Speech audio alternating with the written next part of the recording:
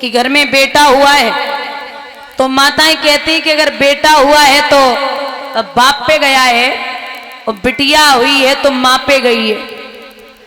आप याद रखना, चाहे बेटा हो चाहे बेटी हो, सबसे ज्यादा असर माँ का पड़ता है।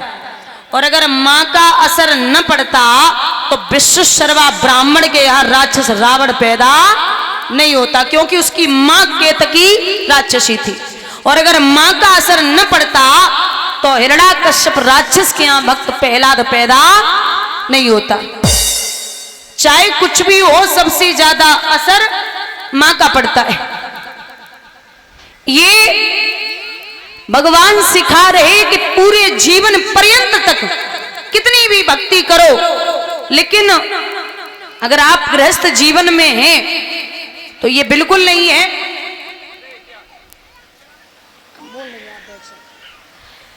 ये बिल्कुल भी नहीं है कि आप धन मत कमाइए, आप परिवार को छोड़ दो। हाँ, माना कि भगवान ने लिखा है कि प्रेम गली अति सांकरी और जामे दोए ना समाए, एक ही आ सकता है। अगर जैसे आप चुन रहे हैं अकेले परिवार को, तो फिर आप परिवार चुनिए या भगवान की तरफ झुकिए। मैं एक उदाहरण देती हूं, बड़े ध्यान से सुनना। एक व्यक्ति घर से कुछ धन लेके गया, घर से बाहर निकला तो पोटली खूब बड़ी थी, वो जंगल के रास्ते से जा रहा था।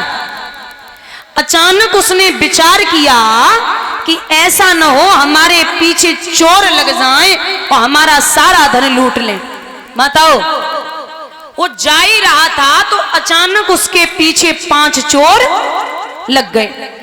पहले तो उसके अकेले पैरों की आवाज आ रही थी, अब कई पैरों की आवाज आने लगी। पीछे देखा तो चोर लगे हैं। व्यक्ति ने स्पीड बढ़ाई, जितनी जल्दी वो भाग रहा है उससे कई गुना ज्यादा जल्दी वो चोर चल रहे। आपने बरगद के पेड़ देखे होंगे, जो पुराने बरगद के पेड़ हैं उन पे बड़ी बड़ी जटाएं लटकी होती है ना। तो वो व्यक्ति अंधेरा होने को आया, उसने विचार किया कि पीछे रहेंगे चोर, तो वो उन जटाओं को पकड़ के उस कुएं में लटक गया। अब चोर पीछे ही थे, बोले अभी तो इधर ही था, इतनी जल्दी कहां चला गया, अभी तो इधर ही था। लेकिन माताओं वो भाग के आया था तो उसके सांसों की आवाज बाहर तक आ रही थी। 5 चोर वो कुआं की पार पे बैठ गए, बोले अभी नहीं तो थोड़ी देर बाद निकलेगा, जाएगा कहां। वो वहीं बैठ गए। अब इंसान ही है, कब तक लटका रहेगा। तो जटाओं पे लटकाई हुआ था, दर्द बाजुओं में होने लगा। नीचे कुएं में निगाह डाली, कुआं था तो विचार किया यहां नीचे उतर जाएं तो बच सकते हैं। लेकिन जैसे ही नीचे निगाह गई तो नीचे एक काला सर्प उस कुएं में घूम रहा है। विचार किया कि आज मौत पक्की, अगर ऊपर निकले तो चोर है और नीचे उतरे तो सर्प है, क्या करें। थोड़ी और ताकत लगाई तो जो जटाएं थी उन पे लटका था, ऊपर निगाह डाली तो 2 चूहे उन जटाओं को काट रहे हैं। अब विचार किया कि मृत्यु पक्की है, अब हमें कोई नहीं रोक सकता, अब कुछ भी करना पड़े। तो जब चूहों को देखा, ये देख ही रहा था ऊपर, तब तक महाराज एक बूंद गिरी ऊपर से, और वो इतना मीठा स्वाद उसने जीवन में पहली बार लिया था। वो बूंद जो थी ना, वो बूंद मधुमक्खियों ने शहद छोड़ रखा था, वो बूंद बही से एक एक करके गिर रही थी। अब जैसे ही उसकी जिह्वा पर वो बूंद गिरी तो आप ये समझिए कि वो 5 चोर भूल गया, सर्प भूल गया और वो चूहे भूल गया। अब वो ये सोच रहा है कि जब बूंद कहां से आ रही एक और मिल जाए, जब बूंद कहां से आ रही एक और मिल जाए। तो मैं आपको ये समझाना चाहती हूं कि वो जो व्यक्ति है वो कोई और नहीं, हम और आप हैं। और हमारे और आपके पीछे 5 चोर लगे हैं, काम, क्रोध, मोह, लोभ और अहंकार। और जिस कुएं में हम और आप पड़े हैं वो है मृत्युलोक, और जिस पे वो काला सर्प घूम रहा है वो है हमारा और आपका काल। और जिन जटाओं पे हम और आप लटके हैं वो है हमारी और आपकी सांसें। और जिन जटाओं को वो 2 चूहे काट रहे हैं वो एक है दिन और दूसरा है रात। और जो एक एक शहद की बूंद आ रही है, तो जैसे हम सब भूले बैठे हैं वो शहद की बूंद है धन। तो महाराज जैसे एक बूंद गिरी ना तो उसे लग रहा है कि सब कुछ छोड़ के एक और बूंद मिल जाए, ऐसे ही वो हालत है कि ऐसे ही लोग विचार करते कि आज 1 लाख को मुनाफा होएगा तो कल 2 लाख की व्यवस्था हो जावे। बोलिए गोविंद भगवान की। ये जीवन ऐसे ही कटता जा रहा है। कहते हैं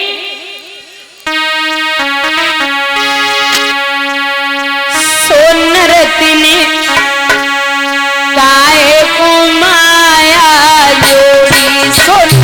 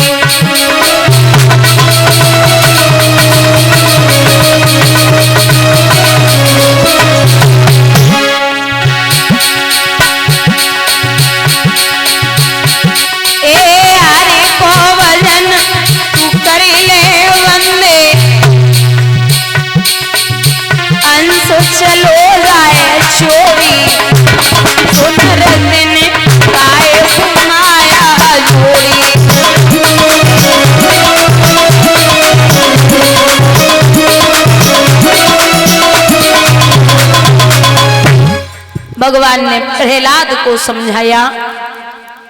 परीक्षित प्रहलाद की तीसरी पीढ़ी पर एक राजा हुए हैं जिनका नाम है विरोचन। और महाराज तीसरी पीढ़ी के राजा विरोचन, उनके पुत्र हुए राजा बलि, जिन्होंने 101 यज्ञ पूर्ण करके इंद्र के इंद्रासन को अपने वश में कर लिया था। ऐसा था वो राजा। और ये राजा बलि जो हैं, ये राक्षसी प्रवृत्ति के हैं। देवताओं की मां का नाम है अदिति और पिता का नाम है कश्यप। राक्षसों की मां का नाम है दिति और पिता का नाम है कश्यप। राक्षसों के और देवताओं के पिता एक ही थे, माताएं अलग अलग थी। ये अदिति से देवता हुए थे और एक दिन तपस्या कर रहे थे कश्यप ऋषि, तो दिन में भजन करते समय उठाया है दिति ने, तो भजन में विघ्न डाली। कश्यप ऋषि ने श्राप दिया है कि आपने मेरे भजन में विघ्न डाली, जाओ मैं श्राप देता हूं कि आपके गर्भ से राक्षसों की उत्पत्ति होगी। और ये जो राजा बलि थे ना महाराज, ये पूर्व जन्म में राजा बलि एक डकैत थे। पूर्व जन्म में राजा बलि एक डकैत थे। अच्छा, वैसे किसी को भी राजा बनाया जा सकता था, लेकिन राजा बलि को ही क्यों बनाया गया? तो ये डकैत थे। एक दिन एक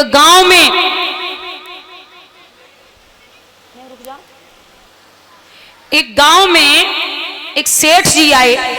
तो राजा को पता चला वो डकैत को कि कोई सेठ आए, उनका धन लूटना है।